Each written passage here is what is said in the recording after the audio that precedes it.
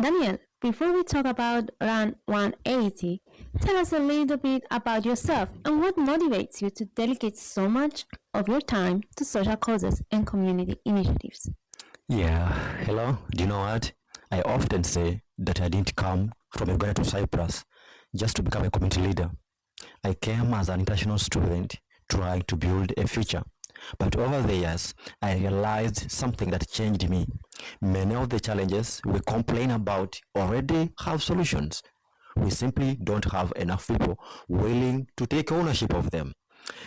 What motivates me is not about charity, it's about responsibility. When you see a problem repeatedly and have the ability to contribute, even in a small way, at some point it becomes difficult to look away. That's exactly what it is. During your journey in Cyprus, you've been involved in many community-driven projects. What first made you believe that ordinary people can create extraordinary impact? Wow, that's a very good question. Because most extraordinary impact actually comes from ordinary people. The shocking thing is that society often waits for governments, institutions, organizations, or wealth donors to solve problems. Yet, when you look closely, many community transformations begin with volunteers, neighbors, students, retirees, animal feeders, and people nobody knows. History remembers organizations. Reality is that movements are built by ordinary individuals who refuse to stay spectators. Run 180 is an incredible physical challenge. Why did you decide to use endurance running as a vehicle for social and environmental causes? Wow, absolutely an amazing question. Because suffering without purpose is just suffering. Running 180 kilometers, I know how painful it is. But if that same effort can feed animals, can mobilize volunteers, it can attract sponsors and inspire action, then the pain becomes useful. The real question isn't why I ran 180 kilometers. The real question is, if we have talent, skills, platforms, or opportunities, why wouldn't we use them to help solve problems around us? This year, this year's Run 180 aims to support stray animal welfare. Why is this cause important to you? And why do you believe it deserves greater attention? Mm. Because stray animals are often treated as animal problem. They are actually a community problem. They reveal how we manage responsibility, compassion, education, and coexistence.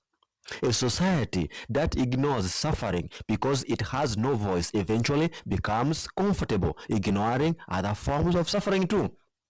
Animal welfare is not just about animals. It's about what kind of society we choose to become. Did I answer that question right? Yeah, probably.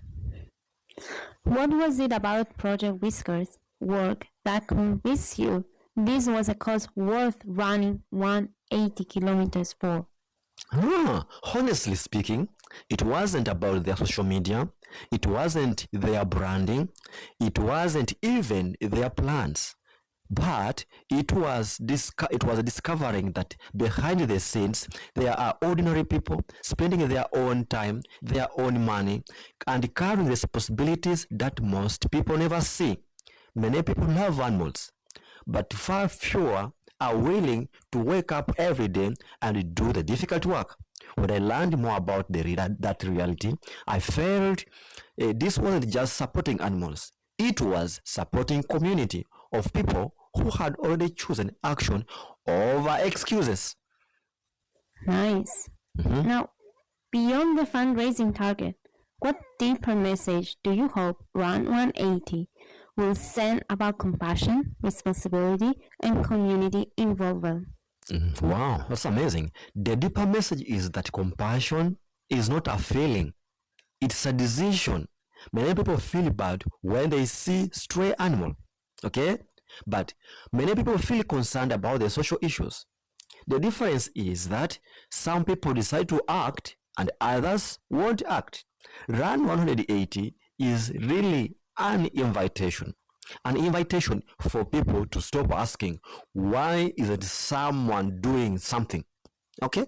And to start asking, what can I do? That's nice, speaking from experience. Yeah. But in your own experience, what transforms a good cause into a movement that people genuinely want to support and become part of? People don't join causes. People join stories. They join hope. They join people they trust. A movement starts when individuals stop feeling like donors or spectators or those watching and begin feeling like owners of the solution. The moment people realize this is our challenge and our responsibility, everything changes. During a challenge of this magnitude, there will be inevitably by moments of pain and doubt. Exactly. What keeps you moving forward when the body wants to stop? The truth is that the body always wants to stop. The difference is that purpose keeps me moving. At some point during the run, it stops being about Daniel. Then I start thinking about the volunteers, the supporters, the people following the journey, the animals this campaign is trying to help. And then you realize something very powerful.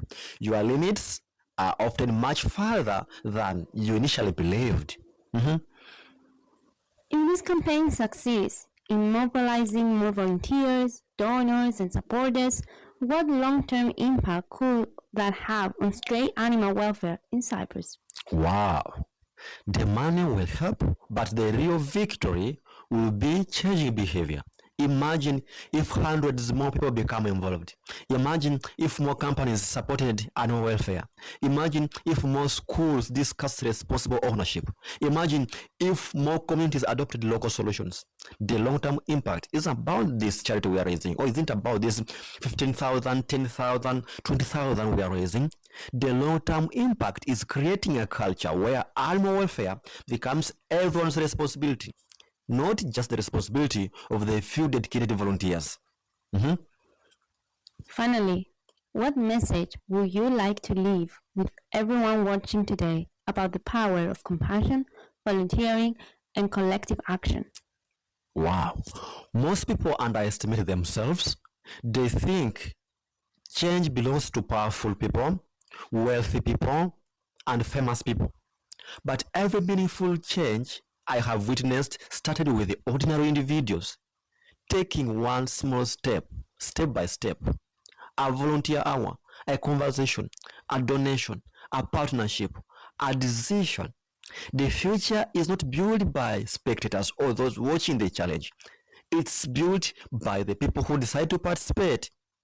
If Run 180 proves anything, I hope it proves that when people from different backgrounds unite around a common purpose, even something as impossible as running 180 kilometers can become achievable. Thank you so much, and all the best. Love you all. See you. Bye bye.